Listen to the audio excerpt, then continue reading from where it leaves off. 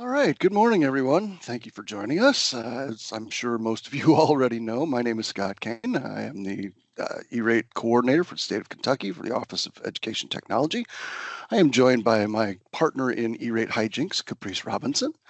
The two of us work together on a daily basis to provide services around E-rate, not only to districts, but also to the state and filing and managing the state applications as well. Today, our session is going to talk specifically about discount data calculations and the data that we're going to be sharing with you, excuse me, so that you can then turn around and enter this data into the EPIC portal, that your USAC provided portal for your E-rate applications. We're going to look at how to fill out the discount data form, and we'll show you the data that's going to be provided to you, as well as then how to enter it in EPIC. And then we'll take a look at where to take the final version of the discount data form that is annually filled out, and we'll show you a new place where we're going to ask you to ultimately place a copy of that finalized file. Before I get started, I do want to, I've always been told, don't apologize first thing on a presentation. Well, I have a penchant for having to do that, and I do have to do that again today. We do not yet have, and I should say I do not yet have all of the data that is necessary for your filling out forms into those forms, and I do not have them distributed to you yet. That will happen somewhere either in the remainder of this week or hopefully over this weekend, so that you will be arriving to your inboxes Monday morning this next week, and that will be available to you. We will be sending out these forms that you'll see here in just a moment. We'll be sending them out to you via email, and then when they are done, we'll show you where you need to upload those to when you are finished with them. As a housekeeping kind of item, as always, please feel free to jump in if you have any questions. You can put questions in the chat. Caprice and other folks within the OET office, our KEs and our other folks do a great job of stopping me and saying, "Hey, Scott, we've got a question in the chat." But feel free to pop in with your microphone and just say, "Hey, Scott, I've got a question." I really don't mind that at all. And usually your questions are pertinent to something that I've been saying, and so we can handle those as they come along. But then certainly at the end, we'll have some time for a discussion and answering any questions you might have at the end as well. So without further ado, I'm going to do you all a favor and get my face off of this screen, and we will show you the discount data form. Let me know if you would when it shows up. Can you see it? Excellent, excellent. Okay. So this is going to be this is an example of what you'll receive. Obviously, yours will be with your district name and with your school district or listed here, as well as your non-instructional facilities listed here. I'm just kind of go step by step through this, and I'm going to bounce back and forth between this tab and then these other two tabs. All but about 3 or 4 districts. You will have 3 tabs on this sheet. You'll have one that's marked discount data that looks like this. You'll have one that's marked IC data, that's infinite campus data, that will look like this. And then you'll have a tab that says CEP data, and that will look like this. So we'll go back to our discount data form. The first thing that we would like you to do is to take a very, very close look at your schools and the school names that you have listed. Please make sure that any of the schools that have been added or have been closed are either added or removed from this list. If you have a school that has not been added that needs to be added, you will need to start with contacting USAC, the phone number, and if somebody could put it in the chat for me, that'd be great. It's 888-203-8100. That's their customer service line. If you would please get in touch with them and ask them to add a building. If you have a school that has been added in the last year, if it's going to be receiving services through the Ken connection, it does need to be listed here, and it will need a USAC entity number. And the only way that you'll get those entity numbers is to contact the USAC client services and request one be assigned to that new building.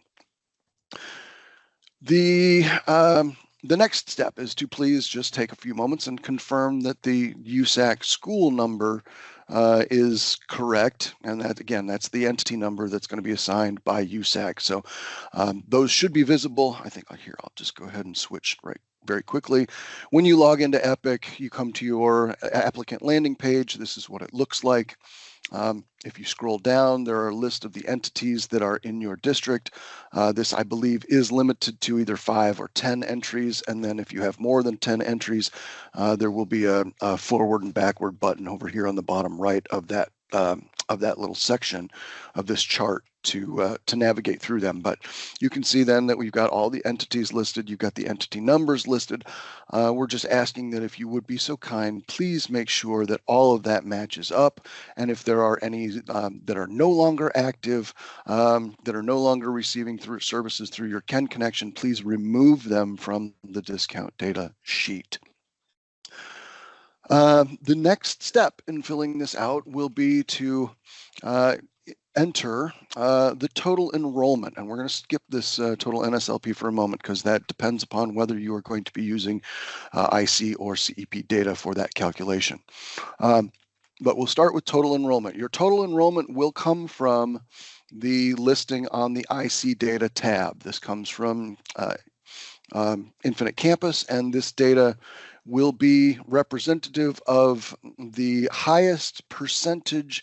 The data that comes is going to be representative of the date from October, excuse me, that has the highest, this should say 24, just noticing that. The date that has the highest percentage of eligible, NSLP eligible students enrolled at that time. So what this does is by selecting that, it allows you to make sure that you are maximizing your E-rate discount percentage.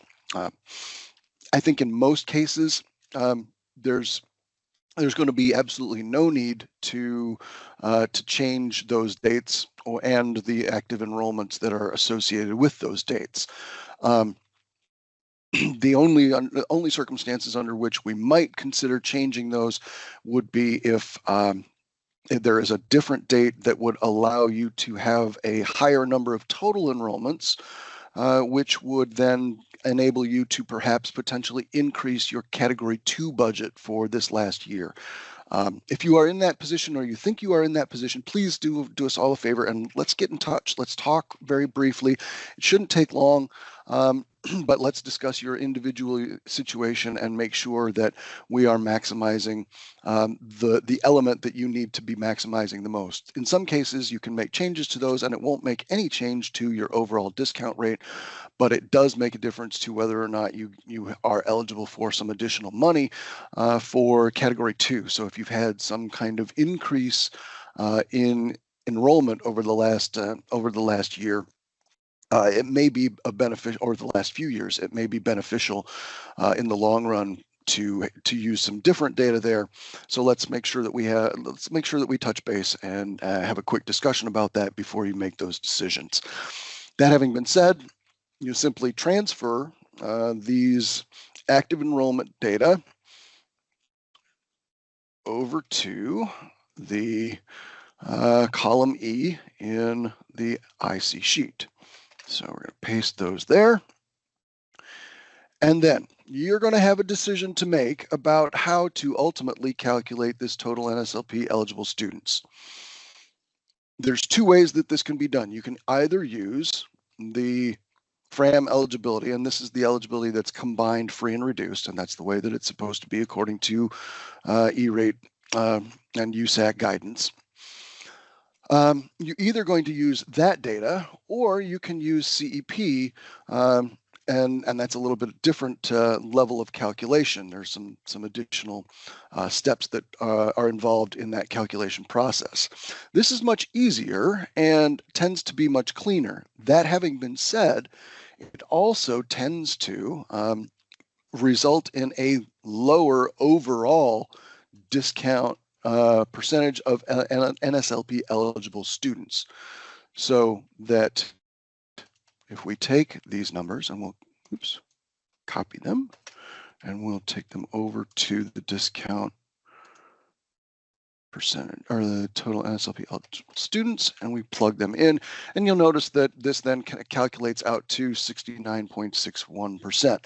That puts you squarely in the 80% discount for a rural district. However, as some of you may be aware, if this number ends up going up over 75, at 75%, that would put you in the 90 and 85% discount category. And that's very possible if you end up using the CEP data calculation instead of using the raw data from total NSLP eligible. So what I'm going to do, just to demonstrate how this works, so I'm going to remove that for now. And I'm going to come over to the CEP data. And what we're going to use is the identified student percentage, the ISP. This is the percentage of students that have been identified as being eligible for NSLP participation based upon some other factor other than having filled out an NSLP form. Students whose households are in SNAP and TANF and a few other support programs for their households automatically qualifies them for NSLP participation. That identified student percentage is then used instead. And what they do is they actually take this number and it gets multiplied out times 1.6 because this is identification of students who are eligible for free lunch only. So to accommodate for the fact that there's also kids who would be eligible for reduced price lunch who aren't included in those percentages, they adjust that percentage by a factor of 1.6. And what you'll see is that when you do the math on this, and let's copy those and enter them into the ISP column G. Oops, it didn't copy. Why? Because I hit the wrong button. That's why. Here we go. All right. So now you'll note that these percentages are actually high enough that when you multiply them times 1.6, you end up getting a CEP NSLP eligible figure that is much, much higher. And in fact, you can see that in this case, the 63.65 and the 62.89 are actually high enough that you would end up having full 100% of your students being considered eligible for free and reduced lunch. And what you would do is then you take these numbers and copy them over to column D. Paste them in. Whoops, I should have pasted. I should have pasted values. There we go.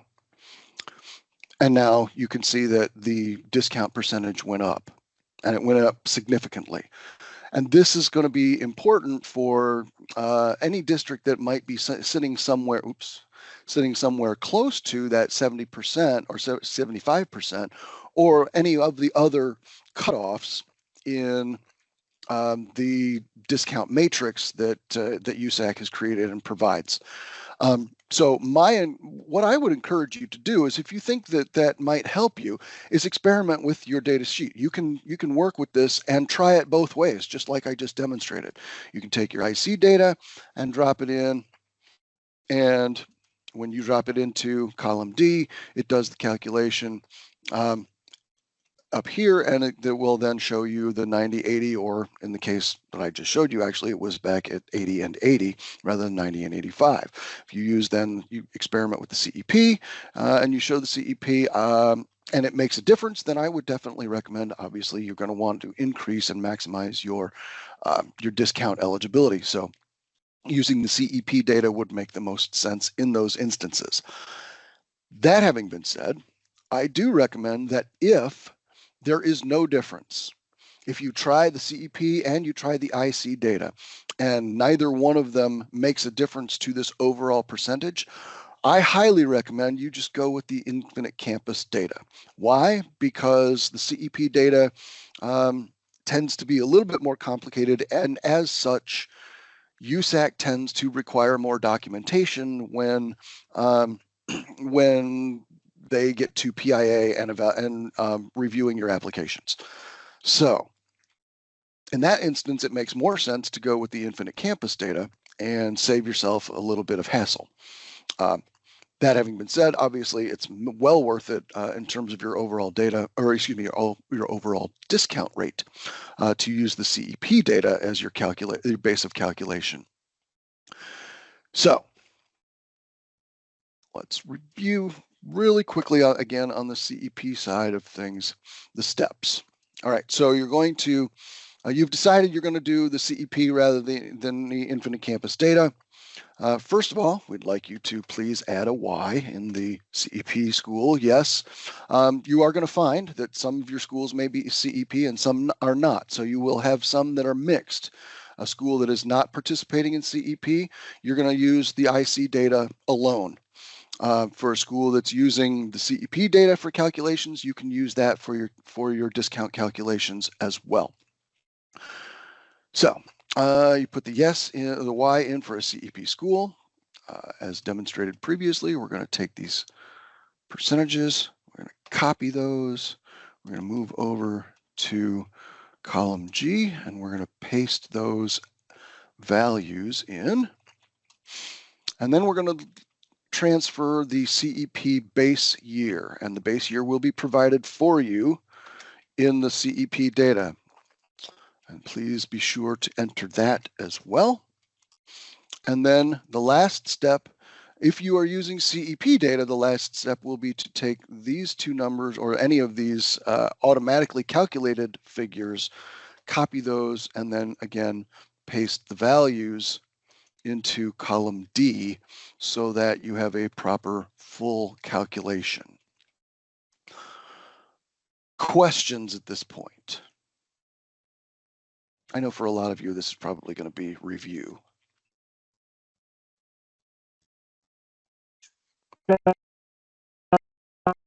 Yes. This is Randy Button, County. On the CEP numbers in that third tab, are they being pulled by school food service and given to you to put there on that tab, or? Yes, that data comes from School and Community Nutrition from Office of Finance and Operations, and that is the official CEP data for the year. So you should be using that.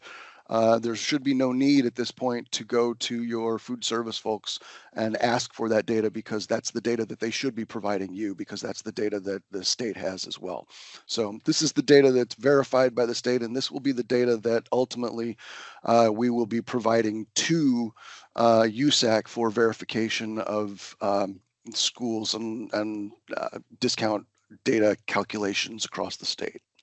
Yeah, I've had issues the last 2 years with USAC randomly changing the base year. USAC doesn't understand how school and community nutrition, if they have the opportunity, they try to renew that base year every year. Yep. USAC doesn't want it to be renewed every year because typically it's a 4-year award to start with. So they don't understand, and they're always wanting to change my base year on me. So if it didn't cause me any problems, I didn't complain too much about it. Sure. But hopefully with you all providing that to them in a different way, maybe that'll help them from trying to change base years on me.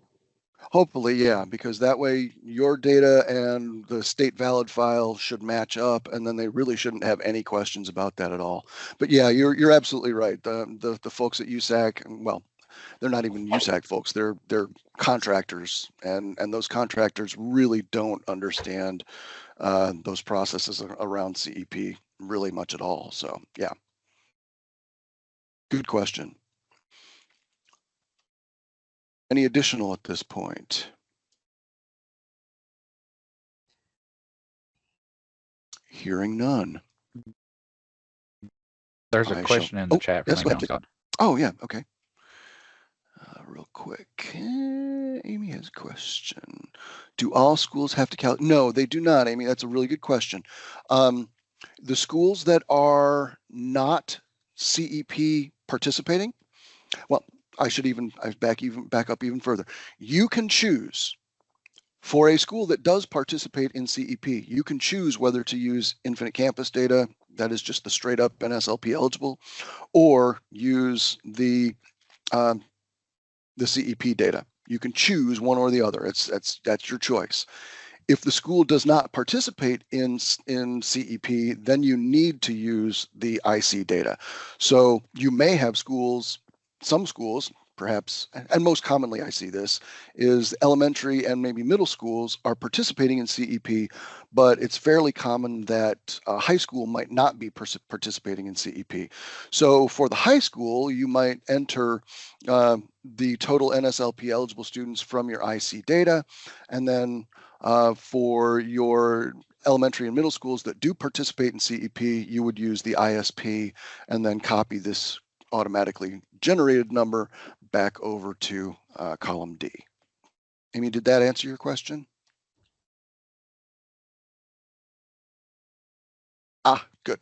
Excellent. I do have one more question, Scott. Sure, Randy, what's up? So our food service data is what's going to come out of the nutrition system is going to be we have two schools that are combined at one site. Yep. So how do I determine the percentage to use to put in there for those two schools? Do I use the same percentage at both schools? Yes. Do I try to split that number in half with data anyway, or just use the same number for both? Same number for both. You're right. That's a really good observation, and you are absolutely correct. There are some cases where the way it's reported, you might have, well, I'll use right off the top of my head, there was one county, I think it was Robertson, might have been one other, but it doesn't matter. The listing that shows up in the CEP data has 3 schools under the site name. Use that same ISP for all 3. If there's 3, if there's 2, there's 2. You use them for that. So yeah, you'd use the same, because that is based upon the total number of students from all 3 of those schools, and then it's an average across all 3.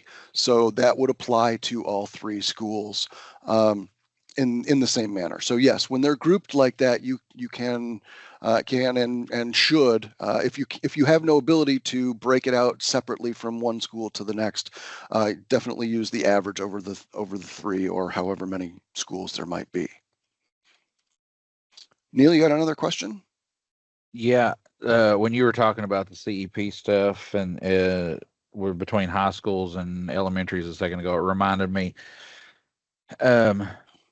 did anything change where, like, we were in that situation where our high school typically was not CEP, and then last spring USDA made that change where if it was as low as 25%, I believe, direct cert could apply for CEP.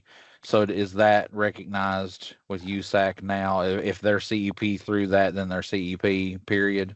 My understanding is that's the case now, that their system should for this year should be accepting of a percentage that is lower than 40. Yeah, between 25 and 40.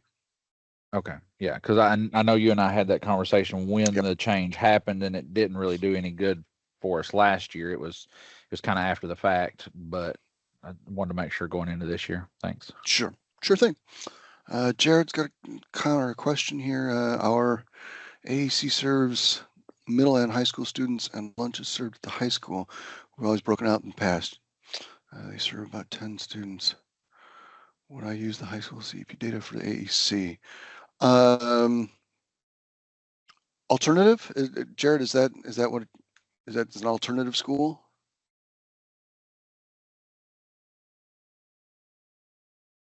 Alternative. Okay. Yeah. Would you use the high school or CEP data for? It depends on where those kids are enrolled. If those kids are enrolled in a separate they are served there, but they are not enrolled. Yeah, okay, that's Neil's question. Yeah, that's what I would come down. What it comes down to is if they are enrolled in the AEC. Okay, they are. All right, then they would be listed separately as an entity that should have its own name, and then they would have their own number. So if they're so that you should be able to then determine what percentage of those students would then be CEP eligible. If not, then I would, and if you've got like one of those situations where those students are temporarily enrolled there, there's a fluctuating, what's the word I'm looking for? A fluctuating population that exists there that you could use, if you needed to, you could use the high school CEP data because that's probably where those kids have been originally counted for that calculation. But if you have access to the data for just those students that are enrolled at the AEC, then definitely you want to use that data as your calculation.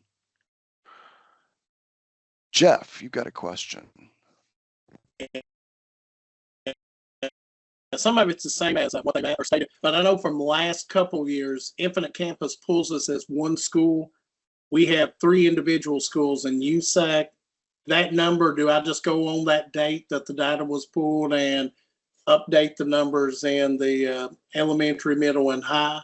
And then I guess the thing on the CEP, if it pulls us as one school, use that percentile for all 3.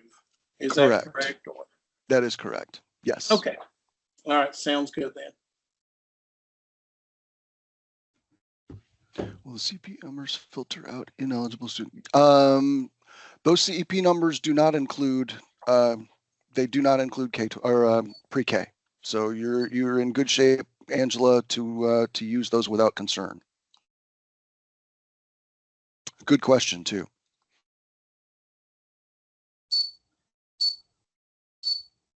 Any additional questions? Call it up. Okay. Hearing none, I shall move on. All right. Let's go back to devices at the top.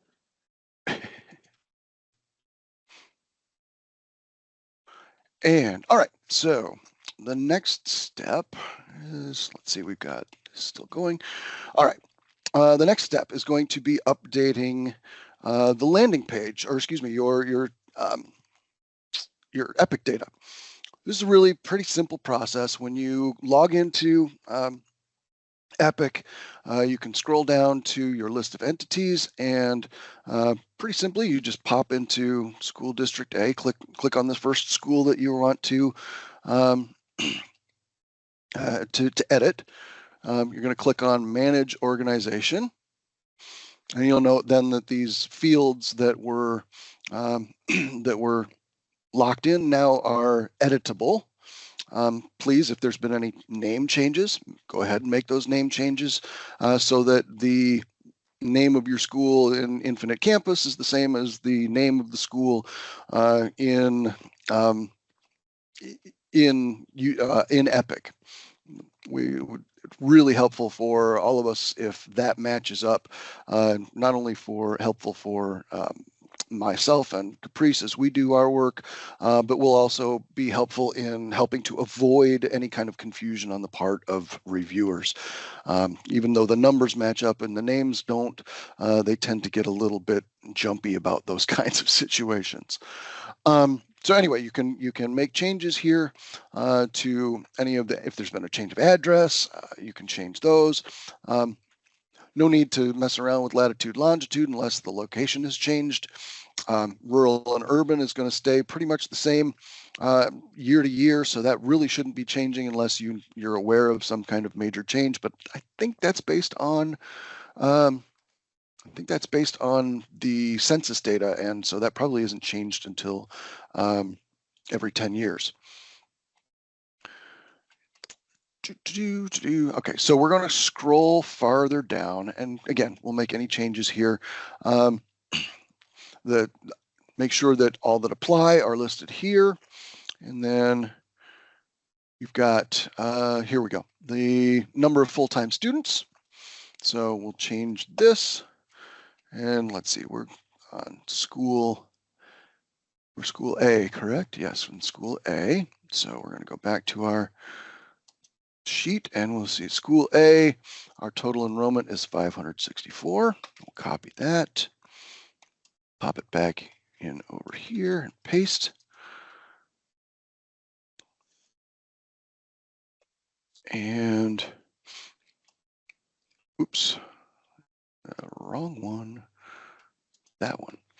And then if you are using the total NSLP eligible as your calculation, you would enter that. If you are using CEP, back on this sheet, you would enter, yes, I am using CEP. And now it's going to ask you for the CEP percentage. That is then back to our sheet. In this case, for school A, it's 63.65. We'll copy that. We'll drop that into Epic. And you'll note that as soon as you drop that in and then click outside of it, automatically, this is calculated for you, just as it is on your discount data sheet. And then select the base year. I think we had 224 on there. And then you are ready to go. You can then click submit, and that will lock in those changes. And you might put in discount data update just to be able to refer to that in the future if you needed to, perhaps some sort of discussion with USAC personnel. And then we're back to the school district A listing. We'll do the same thing for school B. Scroll down, we've got school B, manage the organization. Scroll down again, change our number. School B has enrollment of 795.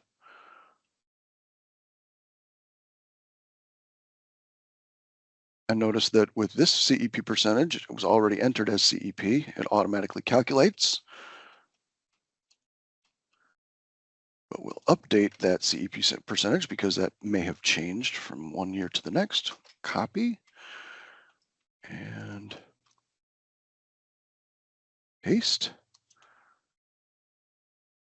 And update the base year because that CEP percentage will not change if the base year has not changed. So it should be the same from year to year if there has been no change. And that will be reflected in the discount data sheet that you get from us. Again, that data straight from the school and community nutrition folks. So really, that's pretty much what you need to do as far as updating the data in Epic. And make sure you submit it. Again, it's going to ask for a nickname.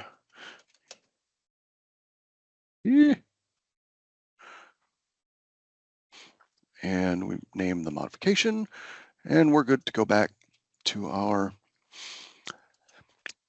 And you will have up until the end of the administrative window in order to do that update. Now, my recommendation to you is as soon as you sit down with the discount data sheet that you receive and you start to work with that, my recommendation again is just go ahead and update Epic at the same time. It's such a small process that it would be kind of silly to put it off when you can just make sure that it gets gets out, or excuse me, that it gets done as quickly as possible, and that way it doesn't get forgotten down the road and then create issues that you'll have to address later and during your Form 471. We will talk about that and what to do if you do miss the date during the Form 471 training. But my suggestion is don't miss this administrative window. The administrative window, for what it's worth, is open right now. So if you know of changes in some of the basic information about your buildings, you can also go ahead and make those changes to them now. Changes in names, addresses, et cetera, can all be made currently. And you will have up until typically the week or the month, or excuse me, the Friday before the Form 471 window opens is typically the close of the administrative window. That has tended in the past year to be that first week of January. That having been said, we are very, very close to December now, and we still have not yet heard from USAC or the FCC on when the 471 window will open. So it may be a little bit later this year. It's hard to know yet based upon the fact that we don't know when that's going to occur. But you will have up until approximately that time, the week before the opening of the 471 window, to to go ahead and update this information. Okay, that's a comment from Jody. I think we're good there. Okay, so last but certainly not least, we have been hard at work in creating a new E-rate site for you all, and this is where we're going to ask you to take your finalized copy of your discount data sheet along with the Form 479, which will also be sent out. Just briefly, that Form 479 is just the SIPA compliance confirmation for your district's participation in the statewide network consortium. It just basically says, yes, we are complying with SIPA, and requires a signature. We have to collect that annually as a part of the statewide network application process as well. So those two items we will ask you, and there will be some instructions that will go out with the data when it arrives in the email that you'll get. But that having been said, we have created a brand new site for you, and I think our KEs have already shared this with you.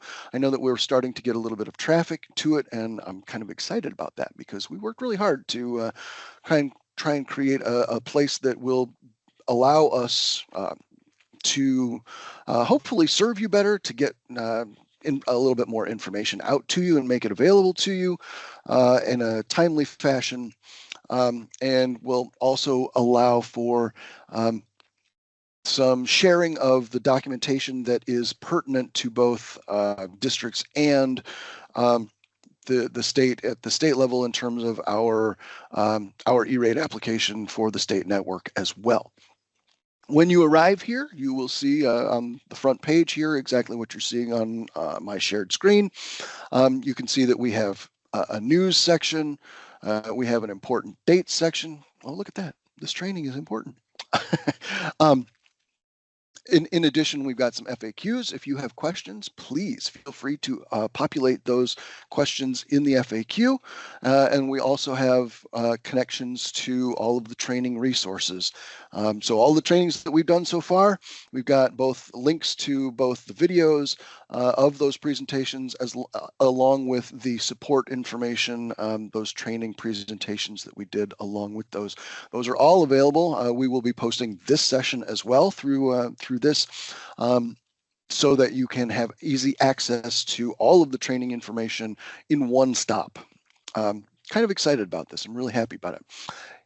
When you are ready to submit your discount data and your Form 479, you will go to the site up here, or the link up here that says District Documents. If you click on that, you'll note that you will see only your district listed here. Of course, with the work that we do, we need access to all of them, so you'll see all of them currently.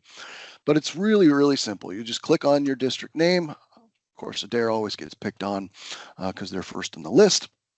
But then you'll click Upload, and it's really simple. You select whether it's a file, and then you'll use the standard procedure for that navigation pane to identify the file and then upload it. Really, really simple. This will allow us to then filter for your discount data form. Notice that we've got also in here the prior discount data forms.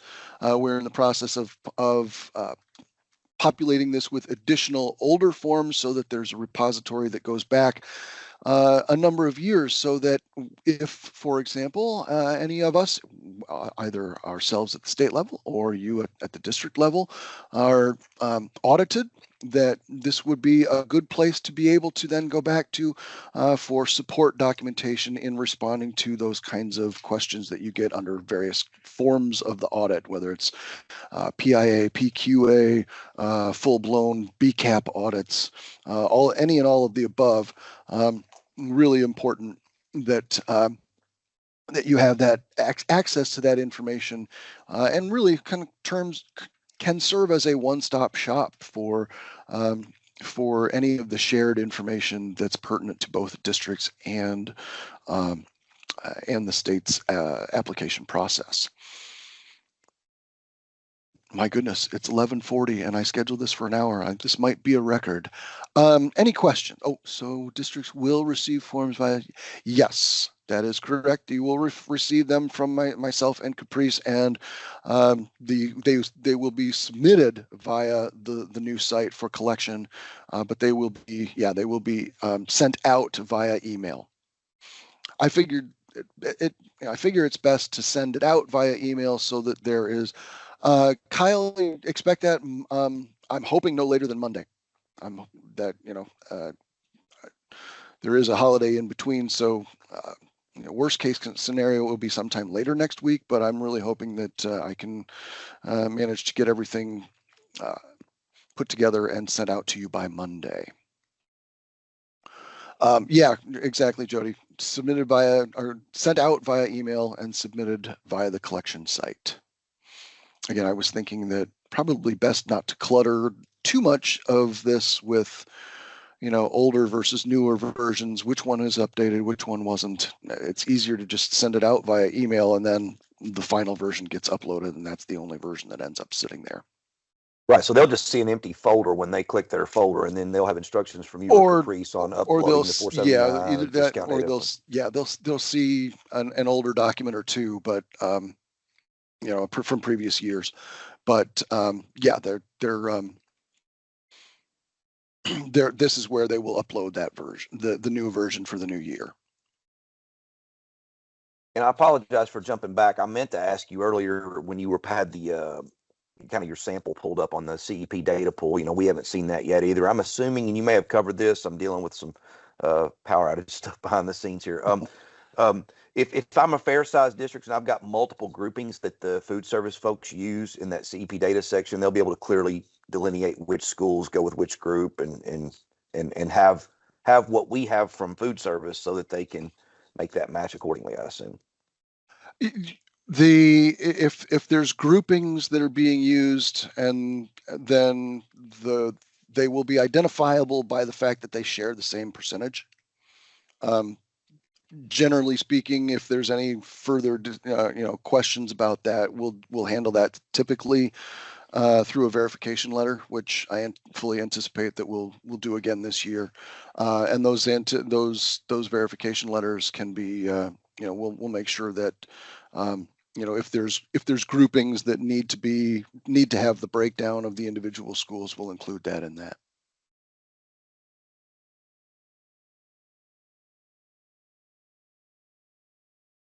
Any other questions?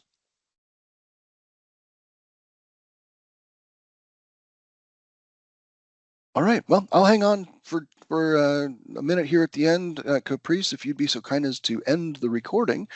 And folks, if you want to stick around, I'll be here for a few more minutes just to answer any questions that you perhaps may not have wanted on the record.